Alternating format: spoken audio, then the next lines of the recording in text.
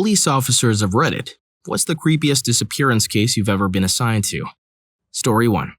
We get a call from a husband that his wife and mother-in-law have been missing for 3 days. Their 2 small children are with dad, and he claimed he didn't know what happened. The husband had a massive history of domestic violence with his first wife. We were pretty concerned for the well-being of his wife and mother-in-law, especially since they vanished without packing and didn't take the kids. I show up at the house and the husband gives me the creeps. Just has a really creepy, weird vibe and every single hair in my body is standing up. I feel nothing but dread as I listen to him telling me that he has no idea where they went and couldn't explain why he waited 3 days to call the police, especially with 2 small kids at home. We couldn't find any trace of evidence and I was really perplexed. Found out later that the wife and her mom went across the US border to go shopping. They both got arrested for shoplifting and were spending a week in jail while waiting for the trial, since they were Canadians and a flight risk. It was hilariously awkward breaking the truth to him, but a huge relief. Story 2. Not a cop, but my dad is. This isn't exactly a disappearance case, but a little. There was a little family in a neighborhood near me, and one morning they were all found dead.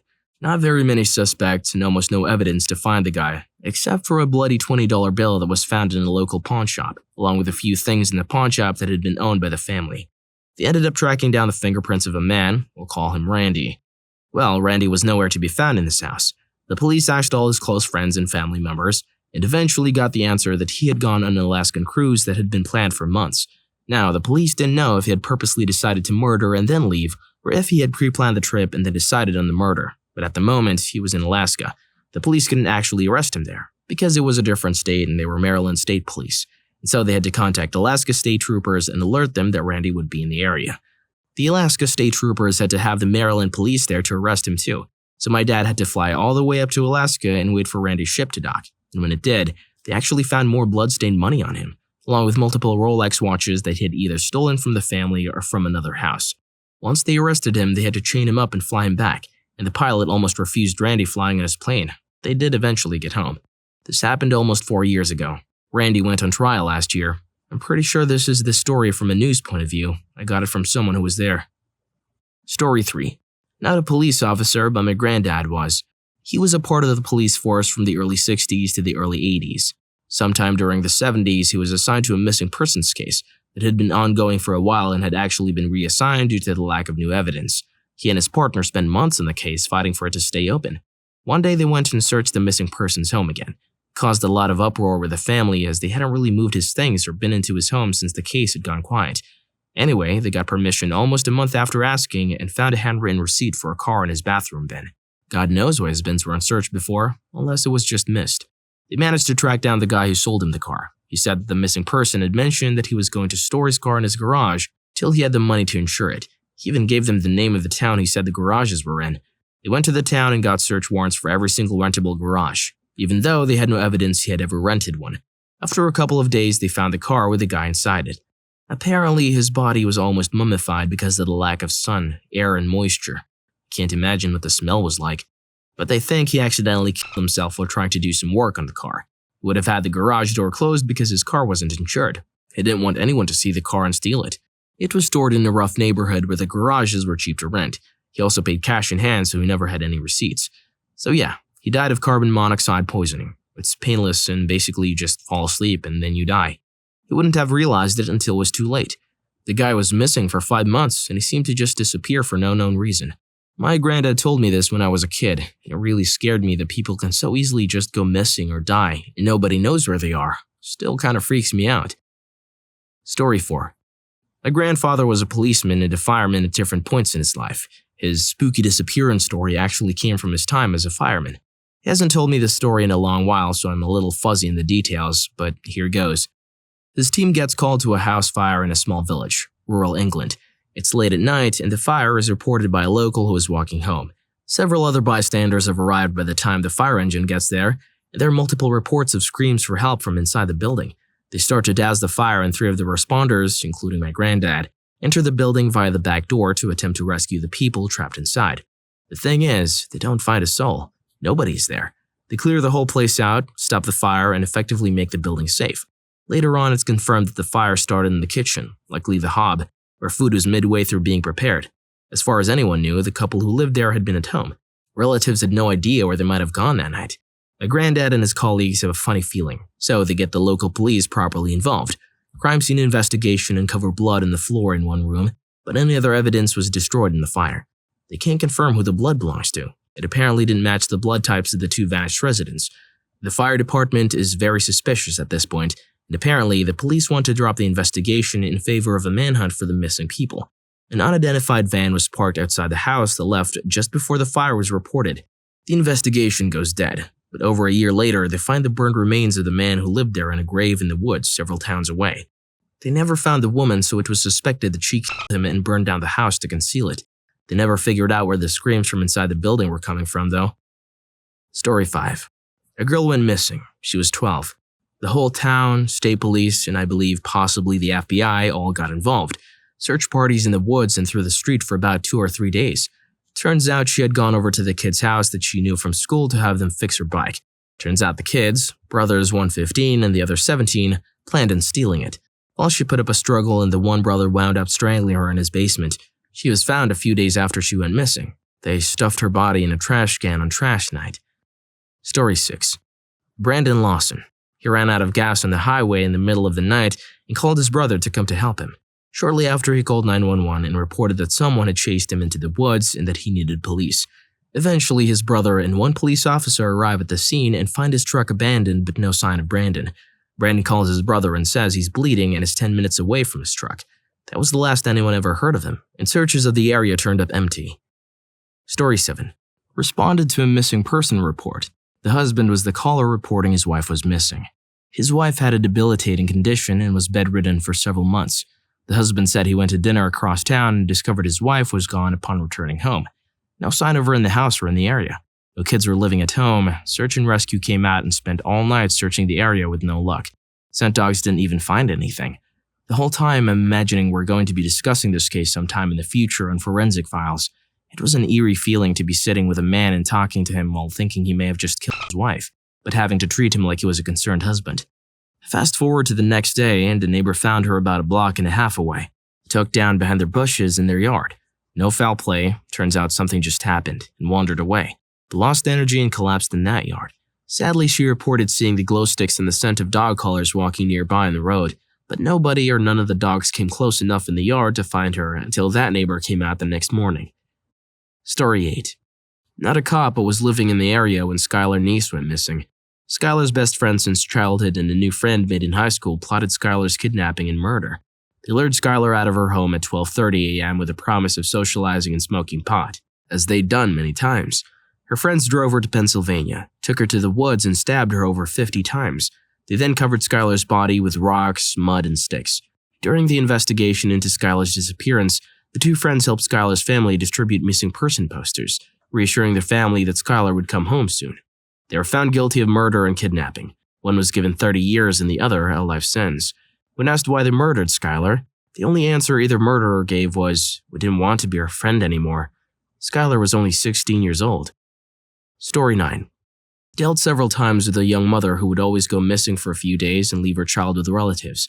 Several missing persons reports over time. Turns out she was shacking up with her PCB-dealing boyfriend in a nearby city. One day the lady walks in and says her daughter was kidnapped. They do some work and find the aunt took the child because mom is just a terrible person. The state did not want to get involved, so we have to give the kid back. I turn to my partner and tell him mom will definitely be dead within a few months. Probably turn up in a ditch or is dumped in the river where she goes to visit her dealer boyfriend. Fast forward 3 months and I turn on the news to see a story of a woman found dumped in the river. It was mom. She was stabbed to death by her boyfriend and dumped in the river. That one creeped me out a bit. Story 10.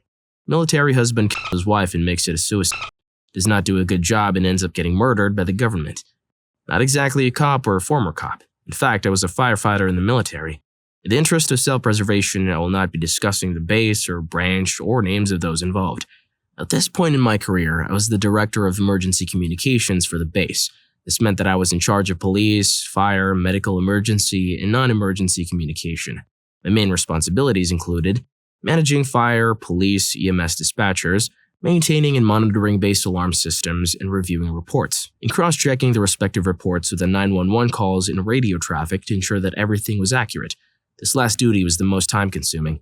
It was impossible to screen every call, so non-high-priority calls were audited on a random basis, while high-priority calls were scrutinized in great detail. I spent many hours slowing down, speeding up, and trying to make heads or tails of high-profile emergencies. High-profile emergencies included things like unexpected or unexplained deaths, terror threats made, attempted or threatened against the base, fires resulting in loss of life or significant loss of property, and a handful of other things. I add that footnote because typically these 911 calls are chaotic. Oftentimes callers are experiencing the worst and most tragic or stressful times in their life. My point is, it's often hard to understand the caller, let alone despise or what exactly they need. The incident. The dispatch center was manned 24/7 but only directed supervised during business hours. However, I was always on the call for major incidents like those mentioned above. The night in question was a Saturday and it was fairly late. Around 1 a.m., I heard a call toned out over the radio for reported suicide. The patient was pronounced dead on arrival. Suicides were one major incident that I was notified about by my dispatchers, but I was not always ordered to respond right then and there. Suicides were usually pretty cut and dry. I would need to make sure the report was shored up on Monday morning, but I had my best night dispatcher on duty and I knew he wouldn't let me down. I got up, used the bathroom, and waited for the phone to ring. But it didn't after about an hour. I grew worried and radioed in to remind my dispatcher to call me when he wasn't too slammed. The phone rang seconds later. My dispatcher said, "The deputy fire chief is here. He said we could all debrief on Monday and that one of the other dispatchers was called in to cover the remainders of his shift. He was upset by the whole situation and needed the rest of the night off. Not uncommon, especially when someone paints the walls while you're on the phone with him. I told him to get some rest and we'd talk on Monday. Something didn't feel right. I texted him and told him to call me as soon as he was in his car, and he did. I first made sure that he was okay. He said that he was not, but not to worry about him. I told him I'd been there before and if he needed to talk, he could. He said, 'No, I don't think you have. This whole thing is messed up and you need to come and listen to the tapes.' At this point, I'm worried. Like I said, this is my most seasoned best dispatcher and he's this shaken up? I got in my car and got to the dispatch center as fast as I could. This was what I recall from the report. Times are approximate. 1:17. Report started 1:17. Dispatched medical, fire, police. Medical fire do not approach stage at so-and-so street and wait for the police department to declare scene safe. 1:18. Chief 2, Engine 3 responding code 3. PD on the scene. Scene safe. Send medics and fire ASAP. 1:20. Medics responding. 1:49. Dispatch requests update from on scene. 1:50. Patient dead on arrival, suspected overdose, handing Acne over to PD, clearing to quarters at this time. 1:57. Report terminated. My first thought was, what in the hell is this? Someone freaking died and I get a 7-line report? Then I pulled the scariest 911 recording I've ever had the displeasure of listening to. I'll recount it to the best of my knowledge. It has been about a year since I've listened to it. Dispatch. 911, what is the address of your emergency? Caller. My wife's dead. Can you come to get her out of the house? Dispatch. Sir, did you say your wife is dead? Caller. Yes. She's behind the bedroom door. I can't get all the way open, but she's dead. Dispatch. Sir, I need your address and a good phone number in case we get disconnected. Caller. Sure, it's... Dispatch. Where exactly in the home is your wife? Caller. The bedroom. Dispatch. Can you get into the bedroom from a window or door? Caller. Nope. Dispatch. Hold on, I'm sending help now. Please stay on the phone. Dispatch. Sir, can you hear me? Caller. Yes, I can hear you fine. Dispatch. You said she's behind the door. Can you open the door? Caller. No, her body's blocking it. Dispatch. Can you tell me what exactly happened?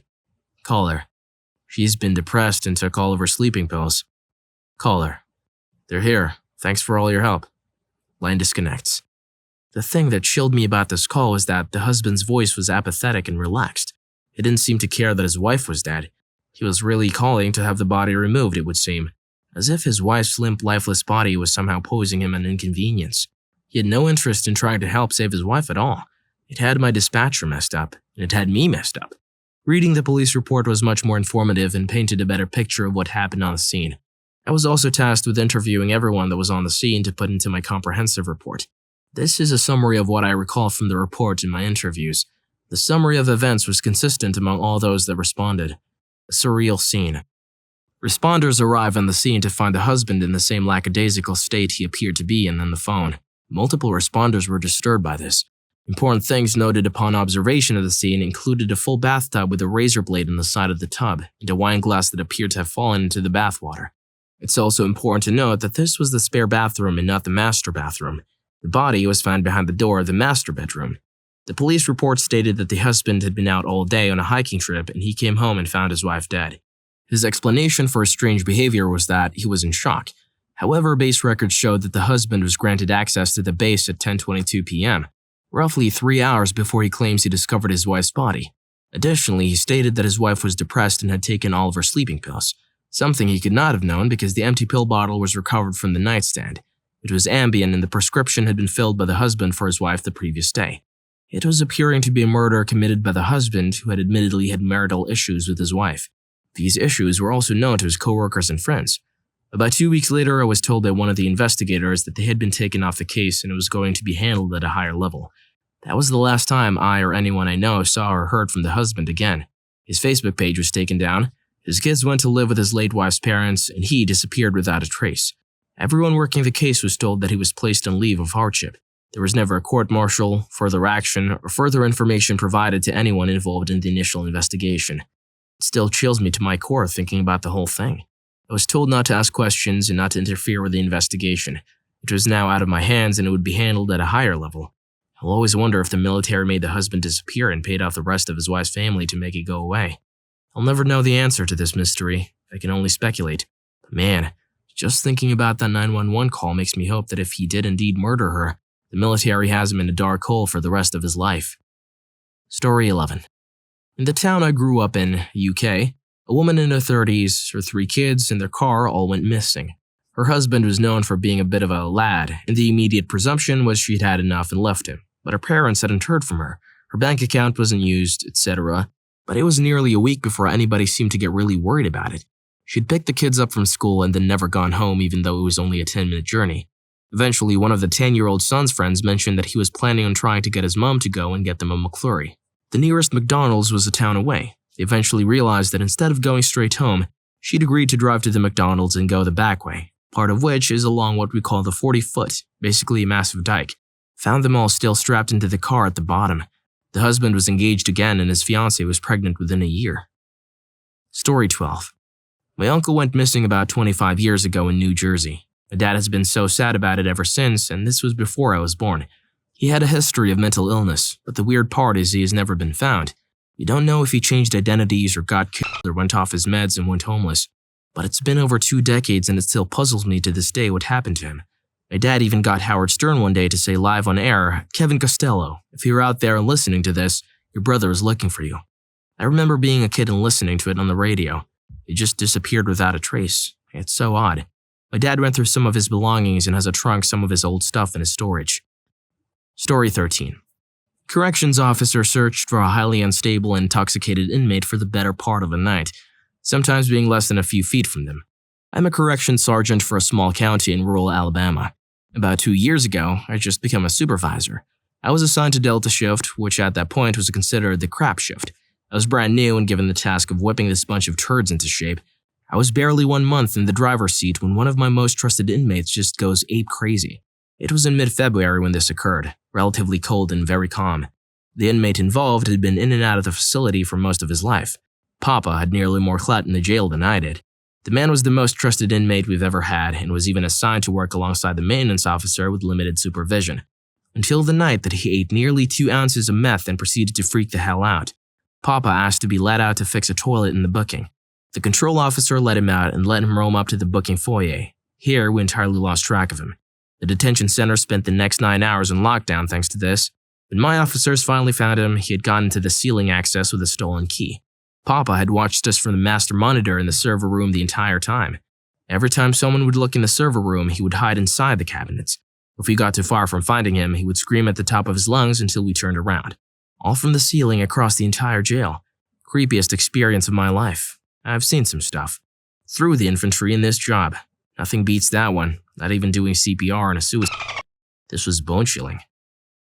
Story 14. Not me, but my brother. A young girl went missing. I think she was around 5 years old. Young enough to still be using training wheels at least. She was last seen riding her bike in her backyard. Where I lived, the media would talk about her every day. and any new evidence they found they presented, because this happened just a mile or two from where I lived and in the country where my brother worked. It turned out that this girl's neighbor had been the one to kill her, and his wife turned him in. I'll always applaud this woman for this. You always hear about spouses trying to hide their significant other's crimes. My brother, who is great at getting inside people's heads, told me that he made it seem like he was relating to the guy, which he said he was repulsed by but had to do to get an honest confession. He said the guy wasted no time bragging about what he did, smiling the entire time. He said he invited the little girl inside his house, got a trash bag, and used it to suffocate her. He described every detail about how long it took, how tight she held the bag, and how thrilling it was to be in control of someone else's life. But the most messed up part? He admitted that he rode with the father, helping this terrified man search for his missing baby girl. The idea that that poor man was sitting right next to her daughter's killer the entire time, bawling his eyes out to the man responsible for his pain, it's chilling. When the father found out, he begged my brother to let him alone in the room with the guy just for a few minutes. My brother, being an overprotective father himself, was seriously considering letting this guy have some alone time, so to speak, but another officer who also felt bad for the father told him they couldn't do that because they didn't want the father to kill this man and risk landing in prison himself. I believe they found the little girl, and if I'm remembering the story correctly, they found her in the same trash bag the man used to suffocate her. Story 15. I'm not a cop, but when I was in high school, a kid in my class went out fishing with his dad one weekend in the bay. They never came back. Searches went on, but nothing. Never found any bodies. They found the boat a few weeks later, empty of course. It's been 8 years and nothing has ever been found. It's assumed they fell overboard maybe in some rough weather and drowned. They were both avid fishers and could swim. Weird that no bodies were ever found or washed up.